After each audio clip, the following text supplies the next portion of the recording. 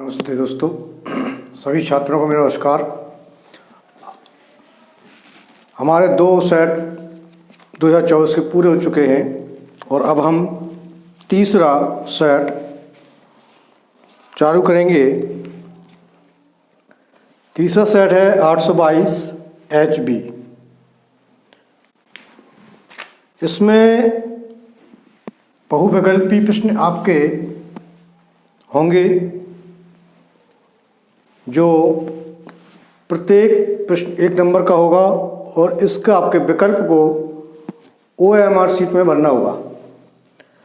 तो आशा है आप लोगों को वीडियो अच्छी लग रही होंगी और उसका आप पूरा लाभ उठा रहे होंगे, ऐसा हमें आशा है। तो चलिए अब हम आगे बढ़ते हैं।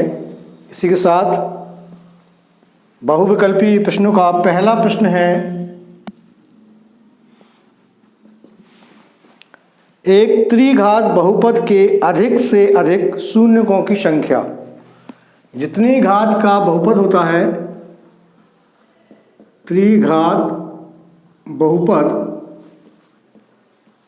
के शून्यक होंगे 3। अगर 2 घात का होगा बहुपद तो 2 होंगे, 3 घात का होगा तो 3 शून्यक होते हैं, 4 घात का होगा तो 4 शून्य होंगे। दूसरा क्वेश्चन है, 140 के अभाज्य गुणनखंड। अभाज्य गुणनखंड 140 के फैक्टर करेंगे अपन। 2 से 70, फिर 2 से 35, अब इसको काटेंगे 5 से 7, फिर 7 से काटेंगे 1 से। तो इस प्रकार 2 की पावर 2 5 × 7 आंसर आपका हो जाएगा। ध्यान रखना है, अभाज्य गुणनखंड तो अभाज्य संख्याओं से ही काटना है। अभाज्य संख्याएं आपकी होती हैं 2, 3, 5, 7, 11, 13। जो संख्याएं किसी से नहीं कटे उन्हें हम अभाज्य कहते हैं। इन्हीं संख्याओं से आपको 140 को काटना है। क्वेश्चन नंबर 3 है, भाज्य, भाजक, भागफल एवं शेषफल में संबंध। तो इसका संबंध होता है भाज्य बराबर भागफल गुणे भाजक प्लस शेषफल। जिस संख्या में भाग देते हैं उसे भाज्य कहते हैं, जिसका भाग देते हैं उसे भाजक कहते हैं, जो प्राप्त होता है भागफल, और जो बचता है उसे हम शेषफल कहते हैं। क्वेश्चन नंबर 4 है, x + 2y + 3 = 0 -3x - 6y + 1 = 0 कि युग्मों का हल बताना है। आद्वितीय होगा, 2 हल होंगे, अपरिपद रूप से अनेक हल होंगे, या कोई हल नहीं होगा। तो यहाँ से हम A1, B1, C1, यहाँ से A2, B2 और C2 लेकर के A1/A2 निकालें तो 1/-3, B1/B2 निकालें तो 2/-6 यानी कि 1/-3, और C1/C2 निकालें तो आपका आएगा 3/1। आप देख रहे हैं कि A1/A2 बराबर है B1/B2 but does not equal C1/C2, अर्थात दोनों रेखाएं समांतर हैं। रेखाएं समांतर हैं, अतः कोई हल नहीं होगा। इनका कोई हल नहीं होगा। अगला क्वेश्चन 5, समांतर श्रेणी दी है -5, -1, 3, 7 का सार्वनुपात, सार्वंतर। सार्वंतर को अपन D कहते हैं। इसको निकालने के लिए दूसरे पद में से पहला पद घटा दें तो दूसरा पद है आपका -1 और माइनस के 5, यहाँ से आपका आएगा -1 + 5 यानी कि 4 आंसर हो जाएगा इसका। क्वेश्चन नंबर 6, विविक्तकल लिखना है। ax² plus bx plus c का विविक्तकल पूछा गया है, यानी सूत्र पूछा है। इसका सूत्र होता है b² minus 4ac। Question number 7, बिंदु दिए हैं 2, 3 और 4, 1 के बीच की दूरी, बीच की दूरी का फॉर्मूला है आपके पास √x1 माइनस x2 का whole square plus y1 minus y2 का होल स्क्वायर। तो पुट करेंगे वैल्यू, x1 y1 ये रहेंगे, x2 y2 यहाँ से पुट करेंगे तो 2 माइनस 4 स्क्वायर प्लस 3 माइनस 1 का स्क्वायर, यहाँ से सॉल्व होके आएगा -2 बचेगा, -2 का वर्ग करेंगे तो 4 हो जाएगा, प्लस यहाँ 2 बचेगा, 2 का वर्ग 4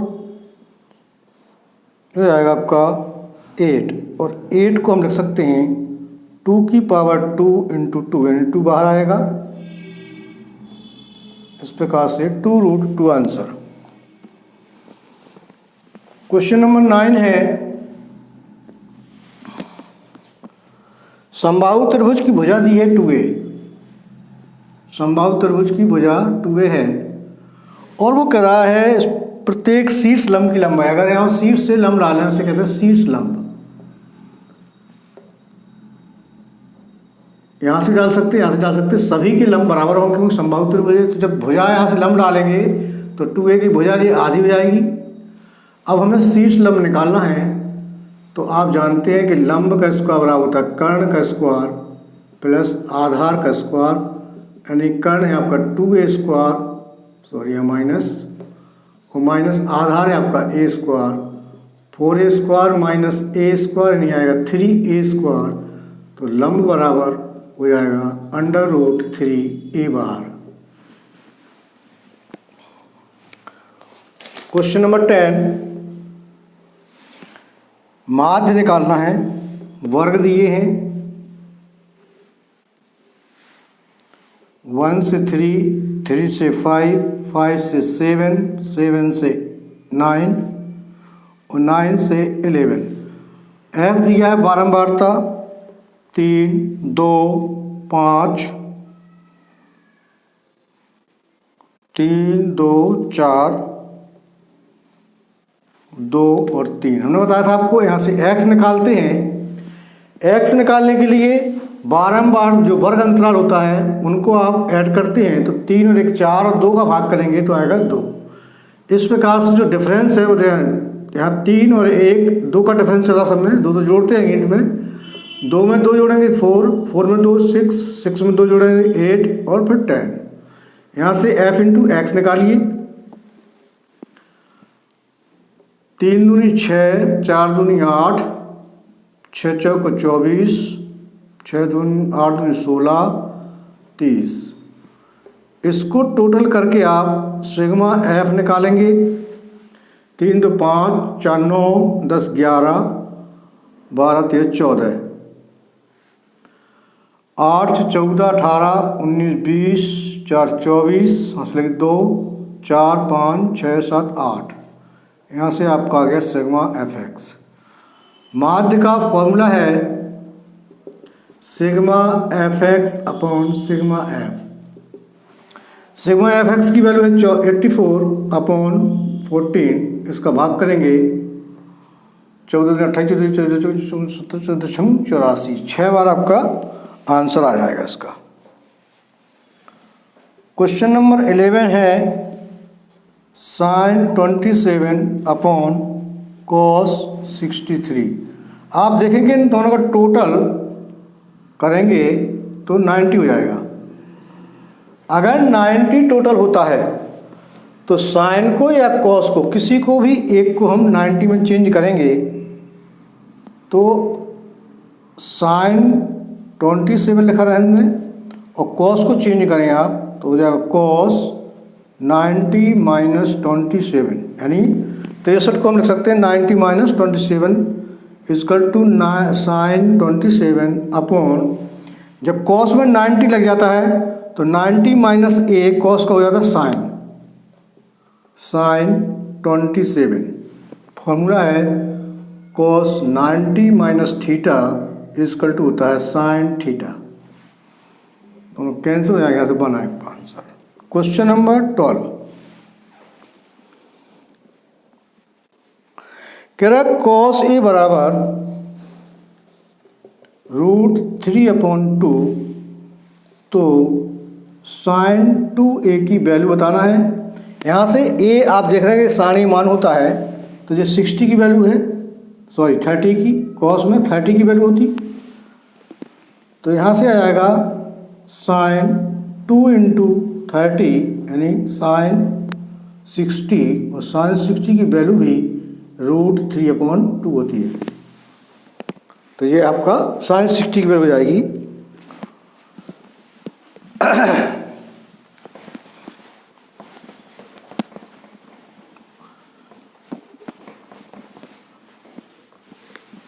बोर्ड एग्जाम में अच्छे अंक प्राप्त करने के लिए सभी छात्र अनसॉल्व पेपर का अच्छा अभ्यास करें। Question number 13 1 + tan square a upon 1 + cot square a की वैल्यू निकालना है। 1 + tan स्क्वायर a का मान होता है sec स्क्वायर a, और 1 + cot स्क्वायर होता है कौशिक स्क्वायर a। कौशिक का मान कॉस के रूप में रखें तो 1/cos square a upon Kaushik का होता है 1/sin स्क्वायर a। संख्या पलट जाएगी तो हो जाएगा sine square a upon cos square a is equal to आ जाएगा tan square a। Question number 14 क्या है कि साइन 2a बराबर है साइन 2 sin a, तो a का मान बताना है कितना होगा। यहाँ पे विकल्प दिए हैं 0, 30, 45, 60। यहाँ पे सब मान रख के देख लेंगे तो नहीं आएगा, तो आपका a की वैल्यू 0 अंश के लिए प्रूव हो जाएगा कि साइन 0 0 होता है और 2 sin 0 का तो भी 0 आएगा, 0 से ही ये प्रूव होगा। नेक्स्ट है सही परिधि दी है, वृत्त की परिधि है 22। यहाँ से 2πr का फॉर्मूला लगाएंगे, 2 × 22/7 × r/22, 22 से 22 कैंसिल, r = 7 ऊपर पहुँच जाएगा और 2 नीचे आएगा। r का मान निकाला है 7/2। कह रहा वृत्त के चतुर्थांश का क्षेत्रफल, वृत्त के चतुर्थांश का क्षेत्रफल यानी वृत्त होता है, वृत्त का चौथा भाग होगा, इसका हमें क्षेत्रफल निकालना है। तो वृत्त का होता है πr², उसका चौथा भाग कर देंगे 22/7 × 7/2 × 7/2/4, 7 से 7 कट गया, 2 से 11 बार। आंसर आपका 11 का 7 में गुणा 77 और 2 का 4 में गुणा हो जाएगा 8। सेमी स्क्वायर आंसर इसका आ जाएगा। क्वेश्चन नंबर 16 है, कह रहा है कैप्सूल किस किस से बना होता है। कैप्सूल इस तरह का होता है,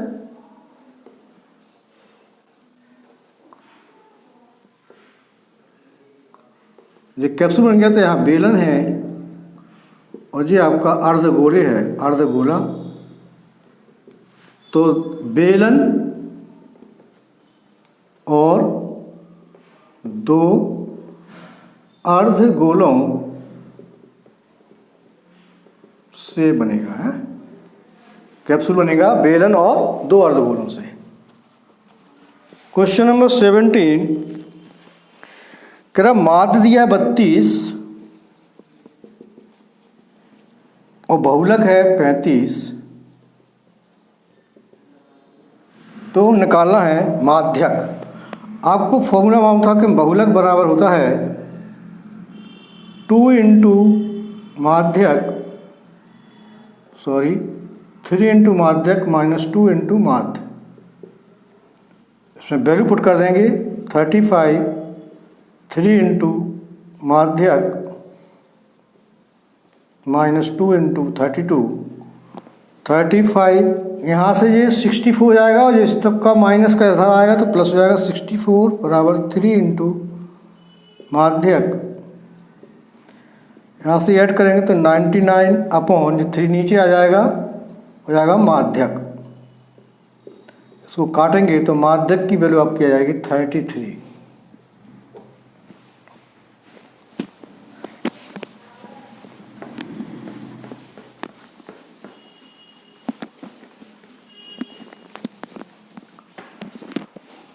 क्वेश्चन नंबर 18,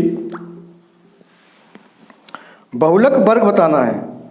तो इसके लिए बहुलक वर्ग बताया था कि जिसकी जिसकी बारंबारता ज़्यादा होती है वही बहुलक वर्ग होता है। तो इसमें आपको 0 5 दिया है, 5 से 10, 10 से 15, 15 से 20, 20 से 25 और बारंबारता है 8, 7, 18, 19, 6। आप देख रहे हैं कि जो बारंबारता है वो इसकी ज़्यादा है, अतः माध्यक बहुलक वर्ग होगा आपका बहुलक वर्ग। बहुलक वर्ग हो जाएगा 15 से 20, जिसकी बारंबारता अधिक है। जिसकी बारंबारता अधिक होती है वही आपका बहुलक वर्ग होगा। क्वेश्चन 19 है, कह रहा 2 पासों को एक साथ उछालने पर दोनों पासों प्राप्त संख्याओं का योगफल 10। 2 पासे एक साथ उछालने पर कुल प्रकार होंगे आपके 6 + 2 = 36। योगफल 10 चाहिए अपन को, तो कैसे आ सकता है? पहले 5 में 4 आ जाएगा, दूसरे पे 6 आ जाए, या 6 आ जाए 4 आ जाए, या 5 और 5 आ जाए। तो ये आपके 3 प्रकार बनेंगे। 3 प्रकार संभव है। तो प्रायिकता हो जाएगी आपकी, जो संभव प्रकार है वो ऊपर और कुल प्रकार है 36। इसको डिवाइड करिए 1/12। क्वेश्चन नंबर 20,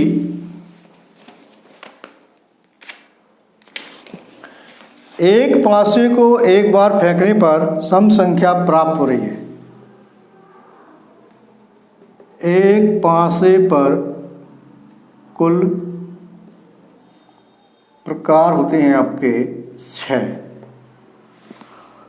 कह रहा है सम संख्या प्राप्त होना है। सम संख्या होने की प्रायिकता बताना है। तो जो सम संख्या है वो 2 हो सकती है, 4 हो सकती है या 6 हो सकती है। तो 3 प्रकार बनेंगे इसके, 2 हो सकता है या 4 हो सकता है या 6। जो सम संख्या हैं तो सम संख्या प्राप्त होने के संभव प्रकार हैं आपके पास 3 और टोटल है आपके 6। इसको आप काटेंगे तो आंसर आएगा 1/2।